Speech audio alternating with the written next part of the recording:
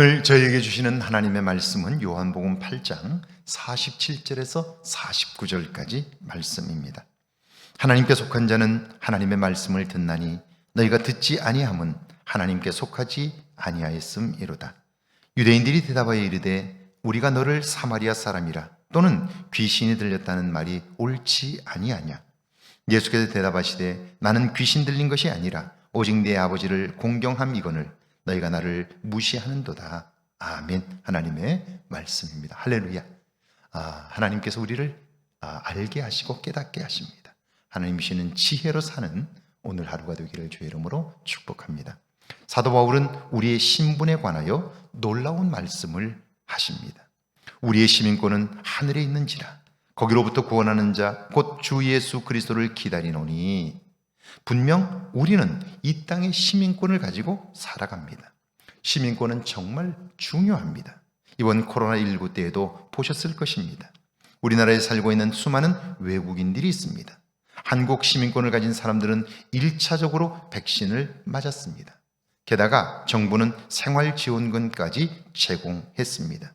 정부뿐 아니라 지방자치단체도 재정 지원을 했습니다. 그런데 외국인들에게는 제공되지 않았습니다. 이유는 정부는 자국민 보호가 의무이기 때문입니다.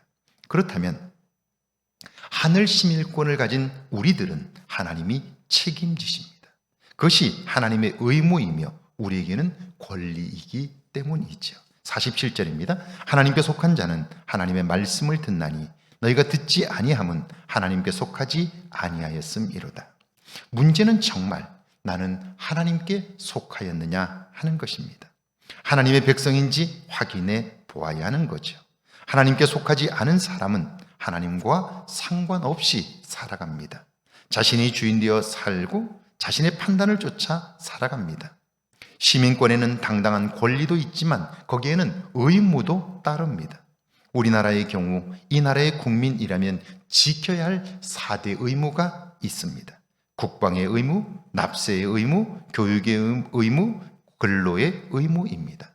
하나님 나라의 시민이라면 하나님의 말씀에 순종하는 의무를 가집니다. 그러므로 하나님의 말씀에 순종하지 않는다면 그것은 그곳에 속하지 않았거나 의무를 다하지 않는 거죠.